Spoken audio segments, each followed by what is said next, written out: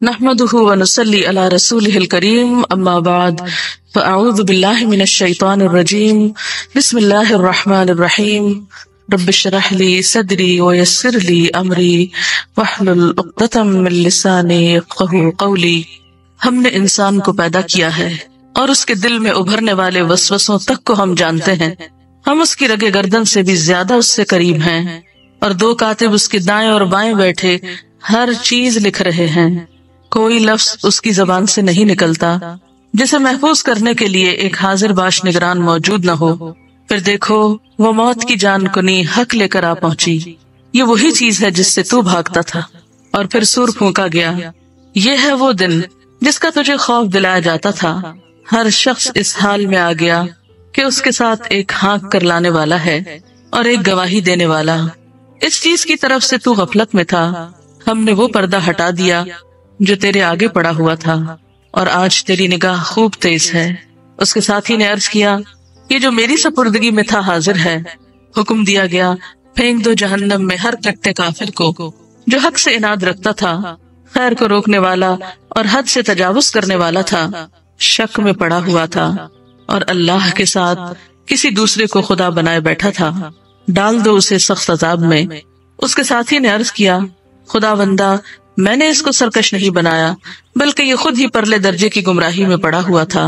جواب میں ارشاد ہوا، میرے حضور جھگڑا نہ کرو، میں تم کو پہلے ہی انجام بد سے خبردار کر چکا تھا۔ میرے ہاں بات پلٹی نہیں جاتی، اور میں اپنے بندوں پہ ظلم توڑنے والا نہیں ہوں۔ وہ دن جب ہم جہنم سے پوچھیں گے کیا تو بھر گئی، اور وہ کہے گی کیا کچھ اور ہے، اور جنت متقین کے قریب لے آئی جائے گی، کچھ بھی دور نہ ہوگی۔ ارشاد ہوگا، یہ ہے وہ چیز جس کا تم سے وعدہ کیا جاتا تھا، ہر اس شخص کے لیے جو بہت رجوع کرنے والا اور بڑی نگہداشت کرنے والا تھا، جو بن دیکھے رحمان سے ڈرتا تھا، اور جو دل گرویدہ لیے ہوئے آیا ہے۔ داخل ہو جاؤ جنت میں سلامتی کے ساتھ، وہ دن حیات ابدی کا دن ہوگا، وہاں ان کے لیے وہ سب کچھ ہوگا جو وہ چاہیں گے، اور ہمارے پاس اس سے بھی زیادہ بہت کچھ ان کے لیے ہے۔ وَلَقَدْ خَلَقْنَا الْإِنسَانَ، اور البتہ تحقیق ہم نے انسان کو پیدا کیا، وہ خود نہیں بنا، اللہ کا بنایا ہوا ہے۔ اسی لیے وَنَعْلَمُ مَا تُوَسْوِسُ بِهِ نَفْسُهُ، ہم جانتے ہیں جو بھی اس کے دل میں وسوسے آتے ہیں۔ ہماری بنائی ہوئی چیز ہے جس کو ہم باہر اور اندر دونوں طرح سے جانتے ہیں، حتیٰ کہ دل میں اٹھنے والے خیالات تک سے بھی واقف ہیں۔ وَنَعْلَمُ مَا تُوَسْوِسُ بِهِ نَفْسُهُ، تُوَسْوِسُ جو وسوسہ ڈالتا ہے، بھی اس کو نفسہ اس کا نفس، اس کے دل میں جو خیال اٹھتے ہیں وہ بھی ہم کو پتا ہوتے ہیں، جو پاس بیٹھا انسان بھی نہیں جانتا ہوتا۔ اس وقت میں کیا سوچ رہی ہوں آپ لوگ مل کر بھی نہیں بتا سکتے مجھے کہ میں کیا سوچ رہی ہوں، لیکن اللہ جانتا ہے کہ میرے دل میں کیا ہے۔ مگر افسوس کہ ہم بندوں سے تو ڈرتے ہیں، شرم کھاتے ہیں، اللہ سے نہیں ڈرتے۔ وَلَقَدْ خَلَقْنَا الْإِنسَانَ، ہم نے پیدا کیا انسان کو، اور ہم جانتے ہیں اس کے دل میں کیا وسوسے اٹھتے ہیں۔ وسوسہ دل میں گزر جانے والے خیال کو کہتے ہیں۔ وَنَحْنُ أَقْرَبُ إِلَيْهِ مِنْ حَبْلِ الْوَرِيدِ، اور ہم زیادہ قریب ہیں اس کے شہ رگ سے بھی، یعنی اللہ تعالیٰ انسان کی شہ رگ سے بھی زیادہ اس کے قریب ہے۔ شہ رگ کیا ہوتی ہے؟ حلق کے ایک کنارے سے کندھے تک، جسے رگے جان بھی کہتے ہیں، اگر وہ کٹ جائے تو انسان مر جاتا ہے، کہ ہم تو اس کے جان سے بھی زیادہ اس کے قریب ہیں۔ ہوتا کیا ہے؟ دل اور دماغ کے درمیان ہوتی ہے شارگ۔ شارگ کی بات اس لیے بھی کی گئی کہ جب دل سے خیال اٹھتا ہے، ابھی دماغ میں نہیں پہنچتا کہ انسان اس کو کوئی معنی دے، ابھی اس میں عقل نہیں استعمال ہوئی ہوتی ہے۔ دل خواہشات کا منبع ہے نا، سوچ کا منبع ہے، سب کچھ ابتدا یہاں سے ہوتا ہے، پھر یہاں سے اٹھ کر دماغ تک جاتا ہے، پھر انسان اس کو معنی پہناتا ہے۔ مثلاً آپ کے دل میں کسی کی نفرت آئی، یہاں سے اٹھی، دل میں تو آ گئی، اٹھ کے یہاں دماغ میں گئی، یہاں پھر آپ لاجک پیش کرتے ہیں، اس کی ریزنز تلاش کرتے ہیں کہ میں صحیح ہوں یا غلط ہوں۔ دل نے اپنا کام کر دیا، آگے پھر دماغ نے اس کو سارٹ آؤٹ کیا، صحیح یا غلط گردانا۔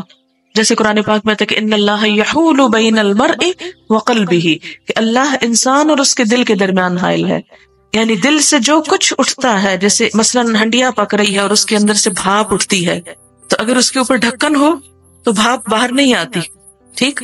آپ اگر اس کے اوپر ہاتھ بھی رکھے تو آپ کو کچھ نہیں ہوگا، جو ہی آپ ڈھکن ہٹائیں گے وہ بھاپ آپ کے ہاتھ تک آ جائے گی۔ لیکن اللہ تعالیٰ کو اس ڈھکن سے کوئی فرق نہیں پڑتا. وہ جو بیچ کا ڈھکن ہے اللہ تعالیٰ اس سے بھی زیادہ قریب ہے اس دل کے کہ یہاں سے ابھی بھاپ اٹھتی ہی ہے کہ فوراً اس کو پتہ چلتا ہے. اس سے پہلے وہ جانتا ہے کہ اب یہ کرنے کیا والا ہے. اتنا قرب کا احساس دلایا اللہ تعالیٰ نے. ایک اور جگہ پر آتا ہے وَاعْمَلُوا مَا شِئْتُمْ إِنَّهُ بِمَا تَعْمَلُونَ بَصِيرٌ. جو چاہو کرو وہ تمہیں دیکھ رہا ہے جو کچھ تم کر رہے ہو. اور پھر اس کے علاوہ اس نے کچھ ایسے فرشتے بھی مقرر کر رکھے ہیں جو مزید گواہیاں تیار کر رہے ہیں. إِنَّ عَلَيْكُمْ لَحَافِظِينَ كِرَامًا كَاتِبِينَ يَعْلَمُونَ مَا تَفْعَلُونَ. وہ تمہارے ساتھ ہے کہیں بھی تم ہو. جب تم میں 2 لوگ سرگوشی کر رہے ہوتے تو تیسرا وہ بیچ میں ہوتا ہے. ہم اس وقت اس کو بھول جاتے اور سوچتے اچھا وہ فلانا تو نہیں سن رہا جو ہم غیبت کرنے لگے ہیں کسی کی. اسی چیز کا یہاں اللہ تعالیٰ احساس دلاتے ہیں وَنَحْنُ أَقْرَبُ إِلَيْهِ مِنْ حَبْلِ الْوَرِيدِ. ہم تو اس کی شہ رگ سے بھی زیادہ اس کے قریب ہیں یعنی اپنے علم کے اعتبار سے. إِذْ يَتَلَقَّى الْمُتَلَقِّيَانِ عَنِ الْيَمِينِ وَعَنِ الشِّمَالِ قَعِيدٌ. اور ہمارے اس براہ راست علم کے علاوہ 2 فرشتے دائیں اور بائیں بیٹھے ہر چیز لکھ رہے ہیں. دائیں اور بائیں جو بیٹھے ہیں جس قسم کی بات کرتے ہو وہ فوراً پکڑ لیتے ہیں کیچ کر لیتے ہیں. ان سے کچھ بھی نہیں چھوٹتا. نیکی کی بات ہو یا بدی والی رات ہو یا دن ہر جگہ بیٹھے ہیں. ما یلفظ من قول. نہیں بولتا کوئی لفظ بھی کوئی لفظ اس کی زبان سے نہیں نکلتا الا لدیہ رقیب عتید مگر ایک محافظ رقیب محافظ عتید حاضر تیار نگران تیار محافظ اس کو کیچ کر لیتا ہے. نمبر 1 اللہ تعالیٰ خود ہر چیز دیکھ رہے ہیں. نمبر 2 اللہ تعالیٰ نے فرشتے مقرر کر رکھے ہیں دائیں بھی اور بائیں بھی جو بیٹھ کے ہر بات لکھ رہے ہیں. کوئی لفظ انسان کے منہ سے نہیں نکلتا مگر ایک حاضر باش نگران موجود ہوتا ہے. اور انسان سوچتا بھی نہیں احساس بھی نہیں کرتا کہ جو کچھ وہ زبان سے نکال رہا ہے اس کی وجہ سے اس پر کیا گزرنے والا ہے. اسی لیے نبی اکرم صلی اللہ علیہ وسلم نے زبان کی حفاظت کی سب سے زیادہ تلقین کی. آپ صلی اللہ علیہ وسلم نے فرمایا من کان یؤمن باللہ والیوم الآخر فلیقل خیرا او لیصمت. جو کوئی اللہ اور آخرت پر ایمان لاتا ہے اسے چاہیے کہ اچھی بات کہے ورنہ چپ رہے خاموش رہے مت بولے.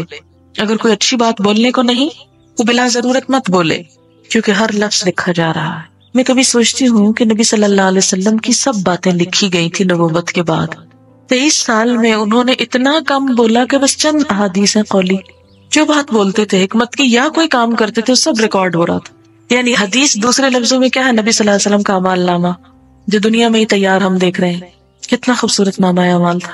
آپ نے جو بولا لکھ لیا گیا جو کیا لکھ لیا گیا غصہ کیا لکھ لیا گیا خوشی کی لکھ لیا گیا ہر چیز لکھ لی گئی اور بتا دیا گیا کہ یہ ہوتا ہے نامہ اعمال. تم نے بھی ایسا ہی نامہ اعمال لانا ہے. لقد کان لکم فی رسول اللہ اسوۃ حسنہ. اور دوسری طرف ہماری باتیں ان گنت کسی وقت ان کو سٹاپ لگتا ہی نہیں بولے چلے جاتے سوچے بے سوچے خیر ہے یا شر جو دل میں آیا بس کہے چلے گئے. گمان کے بعد سب سے بڑی بات جو انسان کے لیے نقصان دہ ہوتی ہے وہ زبان سے نکلی ہوئی بات ہے. اسی لیے آپ صلی اللہ علیہ وسلم نے فرمایا کہ تم مجھے 2 چیزوں کی ضمانت دو میں تمہارے لیے جنت کی ضمانت دیتا ہوں. ایک شرمگاہ کی اور ایک زبان کی کہ ان 2 چیزوں کا غلط استعمال نہیں کرو گے تو جنت ہے تمہارے لیے. لیکن ہمارا سارا بگاڑ انہی 2 چیزوں کی شہوت سے آتا ہے. زنا جس طرح عام ہو چکا ہے اس دور میں شاید ہی کبھی ہو اور یہ بھی قیامت کی نشانیوں میں سے ایک نشانی ہے کہ زنا عام ہو جائے گا. یہ شرمگاہ کی حفاظت نہ کرنے کا نتیجہ ہوگا اور دوسری طرف زبان کی حفاظت نہ کرنے کا نتیجہ اور دونوں کے نتائج ایک جیسے ہی ہیں اور وہ جہنم. وجاءت سکرۃ الموت بالحق. اور آ گئی موت کی سکرات حق کے ساتھ. موت کی بے ہوشی حق لے کے آ پہنچی حق کے ساتھ آ گئی حق لے آئی حق دکھا گئی. سکرت سکرات مسکر یہ نشے کو کہتے ہیں. نشے میں جس انسان کے ہوش و حواس نہیں رہتے تو موت کے وقت جب انسان بے ہوش سا ہو جاتا ہے دنیا سے اس کی نظریں پھرنے لگتی ہیں تو اس کو آخرت کی حقیقت نظر آنے لگتی ہے. اس کو اپنے انجام کی حقیقت نظر آنے لگتی ہے. اپنا انجام سامنے نظر آنے لگتا ہے. موت کے وقت وہ وعدے سچے نظر آنے لگتے ہیں جو دنیا میں اس سے کیے گئے تھے رسولوں کی زبانی جنت اور دوزخ کے بارے میں. اپنے اعمال کی قیمت نظر آنے لگتی ہے کہ کیا لے کر آیا ہوں. مرنے کے ساتھ ہی بے ہوشی میں ہی انسان کو اپنی اگلی منزل نظر آنے لگتی ہے کہ میرا اب انجام کیا ہوگا، مجھے کہاں جانا ہوگا. وجاءت سکرۃ الموت بالحق. اور سکرۃ الموت کا مطلب کیا ہے؟ موت کی غشی. اسے غمرات الموت بھی کہا گیا. موت کی ڈبکیاں، جیسے ڈوبتے انسان کو سانس نہیں آتا، اسی طرح اس وقت بھی سانس رکنے لگتا ہے. صحیح حدیث میں ہے کہ حضور صلی اللہ علیہ وسلم پر جب موت کی غشی طاری ہونے لگی تو آپ اپنے چہرے مبارک سے پسینہ پوچھتے جاتے اور فرماتے جاتے سبحان اللہ، موت کی بڑی سختیاں ہیں. حضرت عائشہ کی روایت میں ہے کہ نبی صلی اللہ علیہ وسلم پر سکرات الموت کو دیکھ کر وہ کہتی ہے کہ میرے دل میں کبھی کسی کے بارے میں برا خیال نہیں آیا، اس لیے کہ موت کی سکرات برحق ہیں. یہ معنی بھی ہے اس کا، جاءت سکرۃ الموت، آ گیا سکرات الموت بالحق، حق کے ساتھ، یعنی اس کا آنا برحق تھا اور وہ آ گیا، اس کا آنا سچا تھا اور وہ سچائی پوری ہو گئی. ذالک ما کنت منہ تحید. یہ وہی چیز ہے جس سے تو بھاگتا تھا، جس کے بارے میں سوچنا نہیں چاہتا تھا، جس کے بارے میں تیاری نہیں کر رہا تھا، جسے کل پہ ڈالا ہوا تھا، اچھا پھر کر لیں گے. وَنُفِخَ فِي الصُّورِ، اور سور میں پھونکا گیا. ذالک یوم الوعید، یہ ہے وہ دن جس کا تجھے خوف دلایا جاتا تھا، یہ ہے وعید کا دن. وجاءت کل نفس، اور آ گیا ہر شخص، معہا سائق و شہید، کہ اس کے ساتھ ایک ہانکنے والا ہے اور ایک گواہ ہے. اور شاید یہ وہی دو فرشتے ہیں جو دنیا میں کرام کاتبین کی شکل میں اس کے ساتھ تھے، اس کے قول اور عمل کا ریکارڈ مرتب کر رہے تھے. اب نقشہ بتایا گیا کہ جب انسان موت کی بے ہوشی کے ساتھ ختم ہو جاتا ہے تو اسے انتظار کرنا ہے یہاں تک کہ سور پھونک دیا جائے. جو ہی سور پھونکا جائے گا تو ہر شخص کے ساتھ دو فرشتے چپک جائیں گے، ایک سائق ہوگا، ایک شہید ہوگا. ایک اسے گھسیٹ کے لا رہا ہوگا، سائق کہتے ہیں نا ڈرائیور کو، ایک اسے گھسیٹ کے لا رہا ہوگا میدان حشر میں، اور دوسرا اس کے خلاف گواہی دے گا اور اسے کوسے گا. لقد كنت في غفلة من هذا، اس چیز کی طرف سے تم غفلت میں مبتلا تھے. فكشفنا عنك غطاءك، تو ہم نے تیری غفلت دور کر دی. وہ غفلت کا پردہ جو کل تک تیرے سامنے تھا، جس کی وجہ سے تو اس دن کو بھولا ہوا تھا، موت نے وہ پردہ ہٹا دیا. غطاء کہتے ہیں ڈھکن کو، تیرا وہ پردہ ہٹا دیا، ڈھکنا اتار دیا.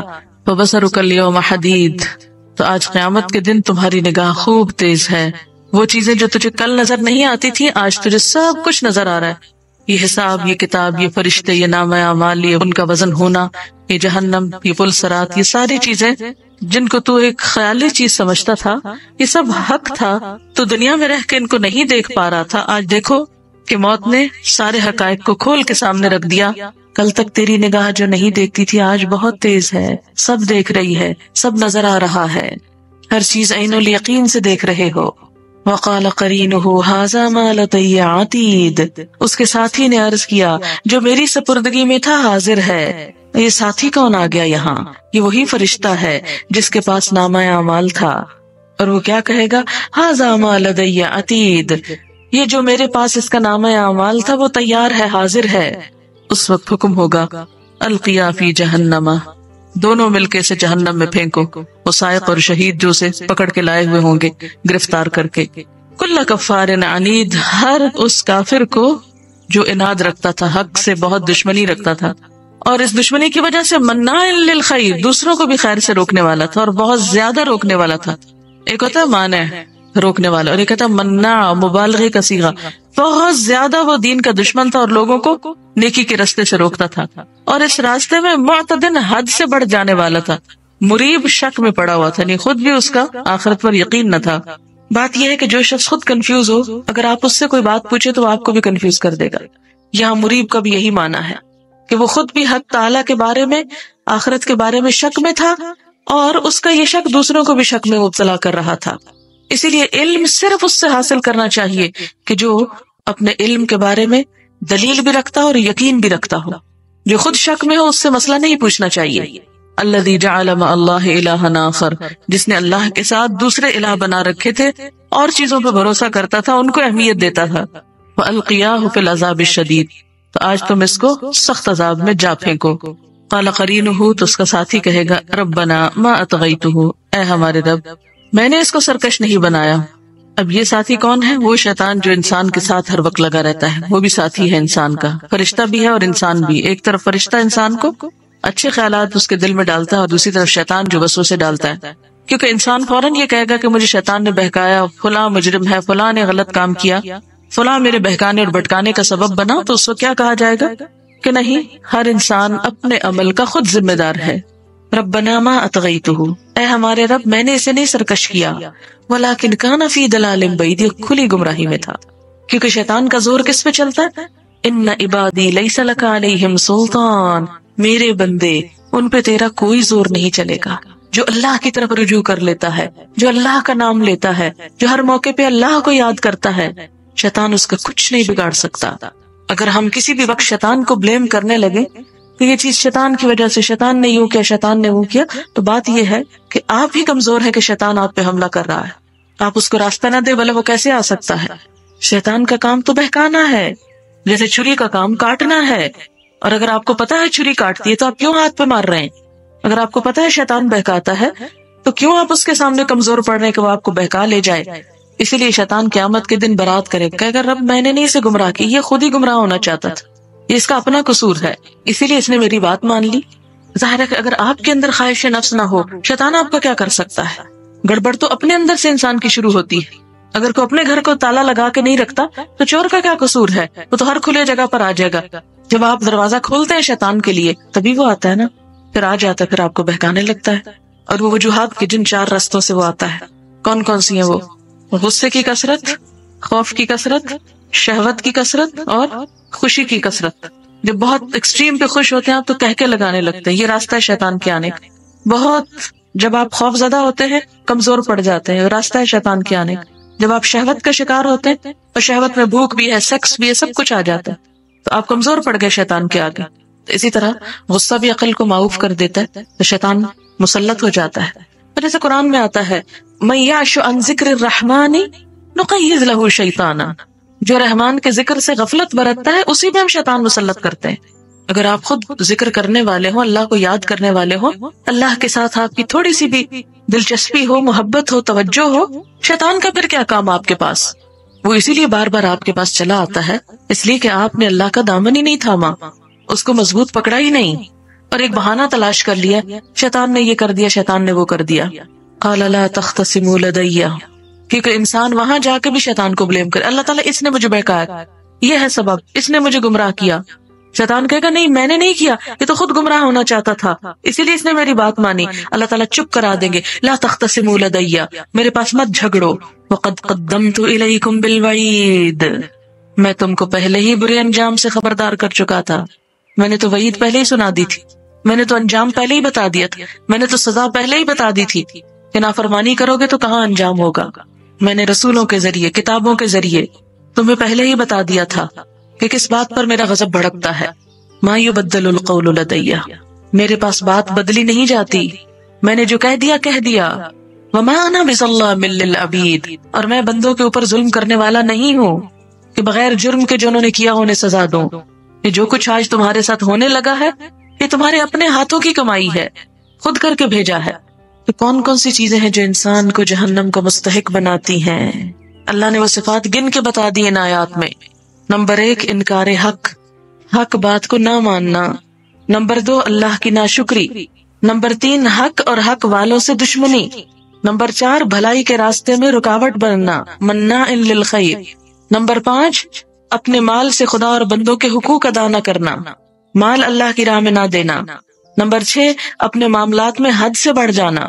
نمبر 7 لوگوں پہ ظلم اور زیادتیاں کرنا۔ نمبر 8 دین کی صداقتوں پہ شک کرنا اور دوسروں کے دلوں میں بھی شک ڈالنا۔ اور یہ سب کام شیطان کی ہمراہی میں ہوتے ہیں، جو تھپکیاں دیتا ہے، تسلی دیتا ہے، بالکل ٹھیک کر رہے ہو، یہی کرنا چاہیے تم کو۔ لیکن یاد رکھیں اللہ کی عدالت میں کوئی رحم کی اپیل نہیں۔ دنیا میں تو اگر کوئی پکڑا جاتا ہے تو کبھی صدر سے، کبھی وزیر اعظم اور کبھی کسی اور عہدیدار سے رحم کی اپیل کی جاتی ہے کہ اسے معاف کر دیا جائے، سزائے موت معاف کر دی جائے۔ ما یبدل القول لدی، اللہ کے ہاں نہیں معاف کی جائے گی۔ وما انا بظلام للعبید، میں کسی انسان پہ ظلم ڈھانے والا نہیں ہوں۔ آج ہر شخص کو وہی ملے گا جو وہ لے کر آیا ہے ساتھ۔ یوم نقول لجہنم هل امتلأت، جس دن ہم جہنم سے کہیں گے کیا تو بھر گئی؟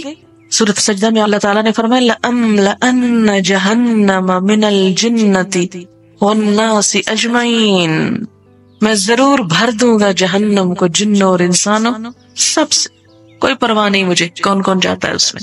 یوم نقول لجہنم هل امتلأت، اتنے ڈالوں گا کہ لگے گا بھر گئی، اور میں پوچھوں گا بھر گئی تو وَتَقُولُ هَلْ مِن مَّزِيدٍ، اور وہ کہے گی کیا اور بھی ہیں، اور بھی لے آئیں، میں جگہ بنا لیتی ہوں اپنے اندر۔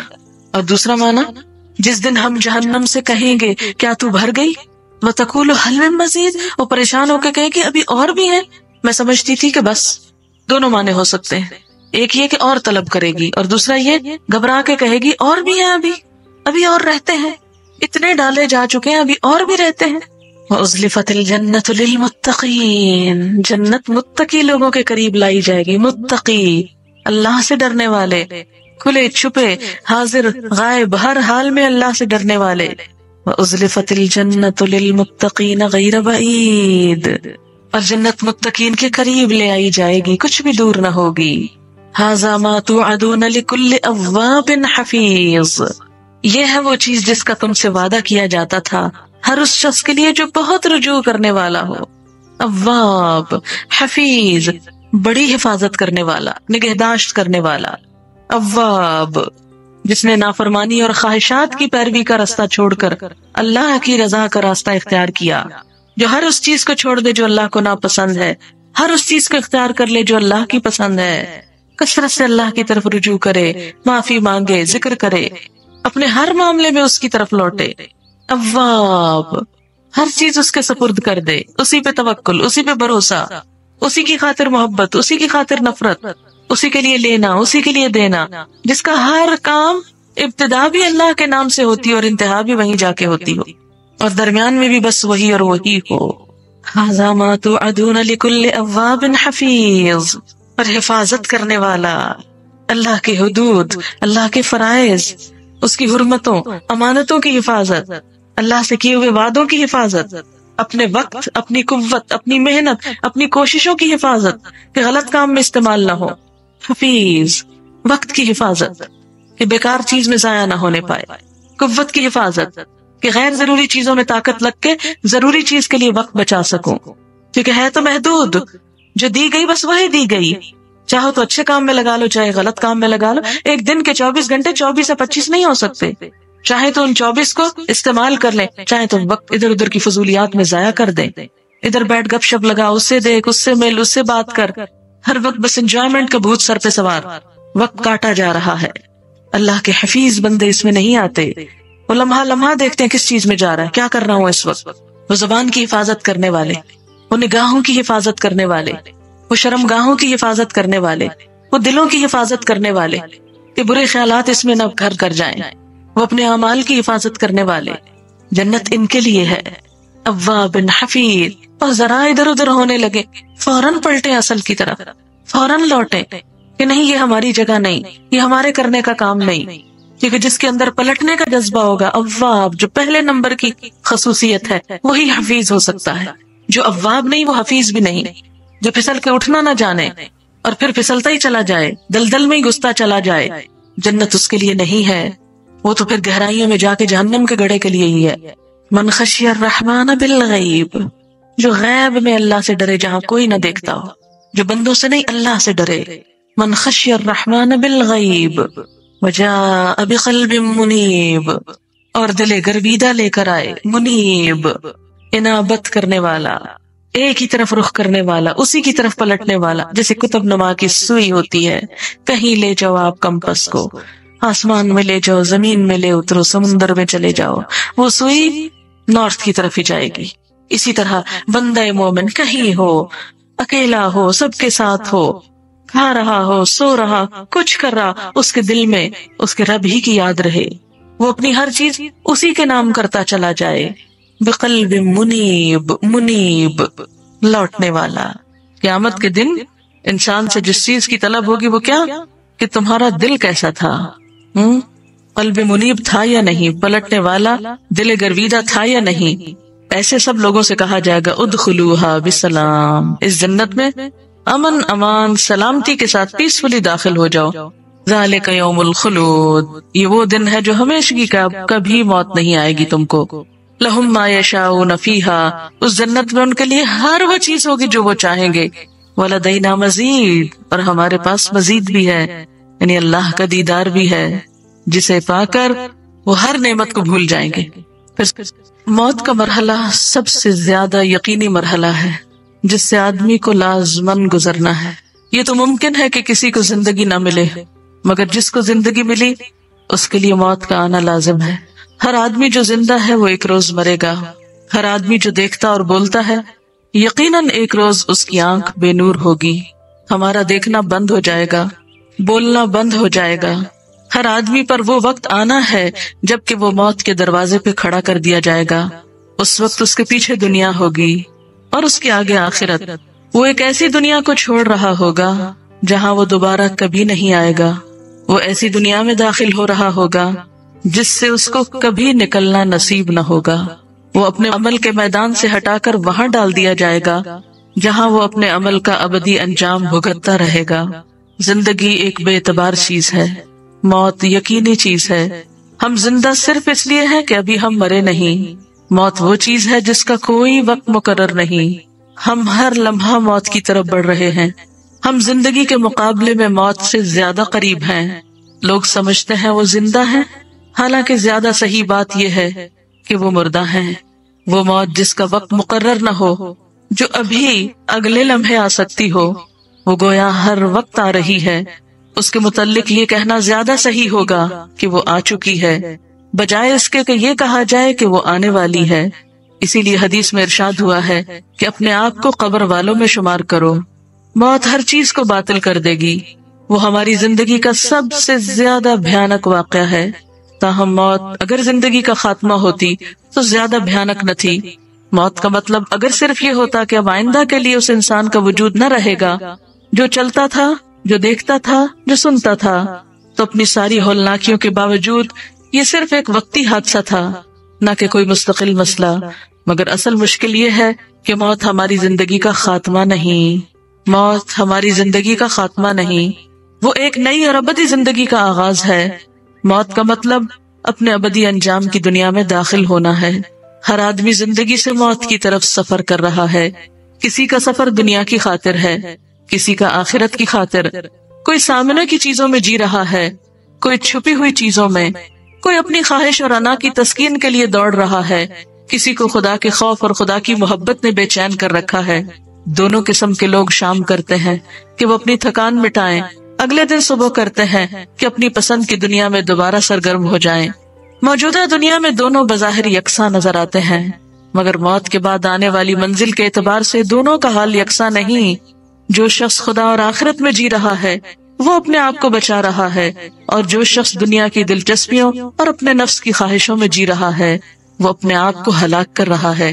ساکر کا ایک پلیئر ہے، آپ کو معلوم ہے ساکر ایسی گیم ہے جو دنیا میں سب سے زیادہ، جس کی واچ ہے، سب سے زیادہ دیکھی جاتی، اور یہ وہ شخص ہے جو کھیل کے میدان میں سلپ ہوا اور دوبارہ اپنی وہ جیسے پلیئر کی ایک اسپرٹ ہوتی ہے اس کے ساتھ اٹھ کے کھڑا ہو گیا، اور وہ بال بھی ٹھیک کر رہا ہے اور مسکرا بھی رہا ہے، لیکن جگہ ایک شاید اس کو کوئی تکلیف ہوتی ہے تو ایک دم جھکتا ہے، اور جب جھکتا ہے تو پیچھے گر جاتا ہے، اور لمحوں میں جان نکلتی ہے۔ ایک شخص جو خوشی خوشی ایک مقابلے میں شریک ہونے کے لیے جا رہا ہے، اس کو نہیں پتا کہ اس نے واپس آنا ہے۔ اور یہ صرف اس کا حال نہیں، ہم سب کا بھی ہے۔ ہمیں نہیں معلوم کہ کس وقت گرفتاری کے وارنٹ آ جائیں۔ موت دراصل گرفتاری کا نام ہے، پکڑ کا نام ہے، پکڑے جانے کا، لیکن ہم ہمیشہ دوسروں کو دیکھتے رہتے ہیں اور اپنی موت بھول جاتے ہیں، اور موت چونکہ یاد نہیں اس لیے ہمیشہ ٹال مٹول کرتے رہتے ہیں۔ جب یہاں سے اٹھیں تو کچھ دیر ان آیات پر غور و فکر بھی کریں۔ ہم جو ہی اٹھ کے باہر جاتے ہیں اسی دنیا میں اسی لمحے پلٹ جاتے ہیں اور غور و فکر نہیں کرتے۔ جو سنا ہے اس کو اپنے پہ اپلائی کر کے دیکھیں، کیونکہ ہم سب بھی اسی راستے کے مسافر ہیں۔ سبحانک اللہم و بحمدک، نشہد ان لا الہ الا انت، نستغفرک و نتوب الیک۔ السلام علیکم و رحمۃ اللہ وبرکاتہ۔